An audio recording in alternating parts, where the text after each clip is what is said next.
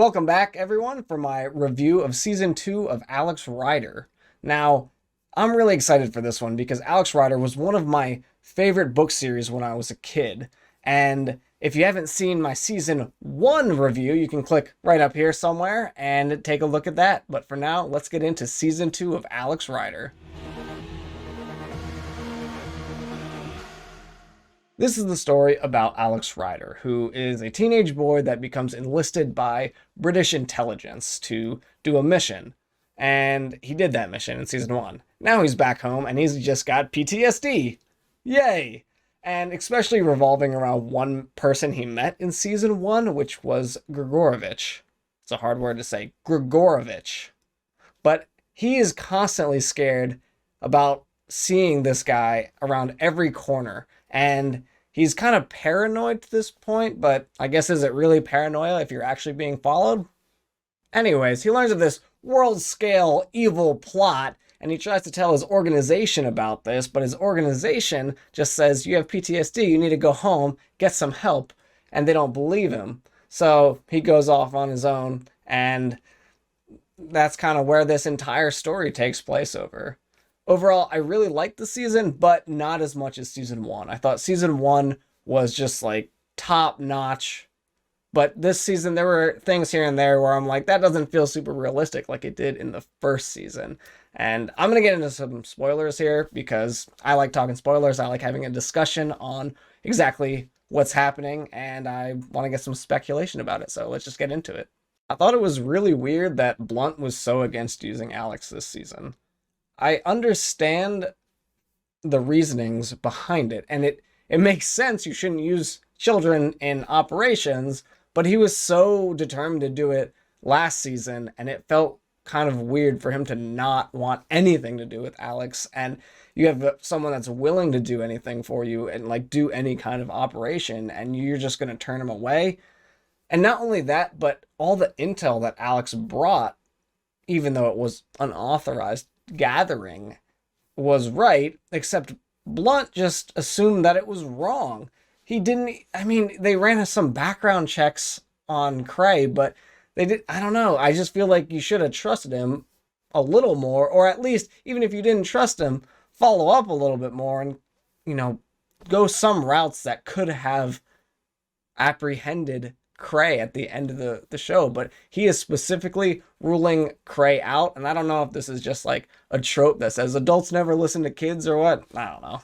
I guess he wasn't able to patch things with Aisha there, since there was no mention of her in this season either. But he did have a new love interest, Sabine, and then they broke up again at the end of this season too.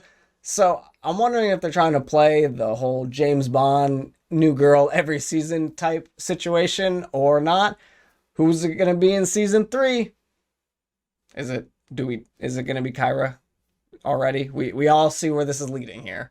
Technically, I also want to say that Alex was paranoid because Grigorovich was not after him. He was after the family of the person you just befriended. So really, it was just one big crazy coincidence that you ended up in the same spot. I mean, really, what are the chances of that? Also, I thought it was super weird when the guards outside of Smoking Mirror's house tackled Alex on the street. First of all, you didn't see that other guy running away. You saw there were two people. Alex was chasing somebody else, and you tackle Alex, the high school boy, over the other dude. I don't know. That just seems so dumb to me. At least Tom was able to get the plates off of the bike because he had a picture and a camera set up.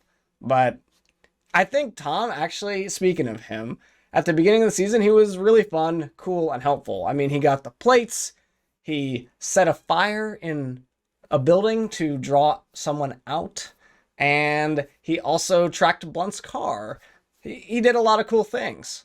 Right up until Kyra got there. And then he became like a jealous girlfriend. It was kind of weird and definitely annoying. I got tired of it real quick.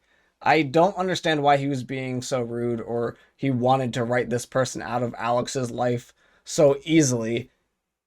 I will give him a little credit because at the end with the machine gun, he did save Kyra, but like, how much credit can you give somebody for literally doing the bare minimum. All he could do, like, the least you could do is save her life, but you don't have to be her friends. But why are you so against being her friends? I don't know. But you're supposed to be his wingman. You're not supposed to block him at every turn. I don't know. But we'll see how he is in season 3 and if he kind of cools his jets a little bit. I did think for a minute that Tom was going to end up being K7, but then I thought afterwards that was like, okay, maybe he's going to pretend to be K7 because he's pretty good at the game. He knows a lot about it. And he was going to get to be like Alex. But nope, Cairo's K7 and Alex was Alex. So he went in undercover in pretending to be the best gamer ever when he knew nothing about games, which I might add is effing lucky that the game that he got to play was virtual reality where his physical fitness came into play. I mean, how lucky was that? That just seems uncanny. That does kind of bring me to the thing that bothered me most in this season was how lucky Alex was at every turn. He was lucky with that video game. Then when he was in that warehouse and Grigorovich is shooting at him, the world's best shot misses every shot at Alex even before he knows it's Alex. What? And then the biggest offender was that machine gun fight. Are you kidding me? You have 2 kids in an open field and a state-of-the-art drone flying a machine gun, and you couldn't hit anyone? There were 3 people there. That was so ridiculous to me. This man was so bad that freaking Alex and Cairo could have just walked home in a straight line and they probably wouldn't have got hit. That's how thick that plot armor was for them. I did really like how Alex used his shoelaces to get out of the zip ties, because that's an actual technique that they teach about how to get out of zip ties instead of just like breaking it. But like, I mean, that is a method, but the shoelace one is really fun to watch because I've never seen anybody do that in a movie or a TV series, which I thought was cool. That was a part of realism in this that I thought was really cool. I also thought that Kray's plan to bomb 1 million people was freaking bonkers. I did not understand that at all. You thought that was going to stop the drug trade? Do you know anything about drugs? The habitat you're creating down there by doing that, you're probably going to increase the drug problems, along with many other problems, TBH. Obviously, that was just an act of revenge, and the only way he could live with it in his own mind is saying that he's saving humanity. I understand that. What I don't understand is how did you get so many people to agree to this? There were so many people on your side. They couldn't have all been paid. Maybe they were. Maybe he killed all the ones that didn't agree, I guess. I don't know.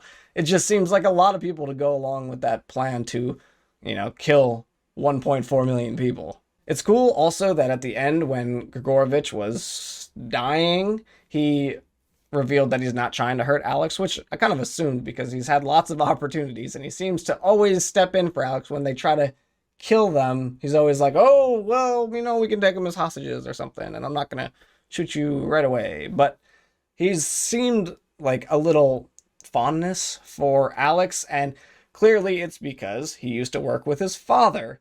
And I'm assuming what they're leading us here is that his father and Grigorovich went to Scorpio together.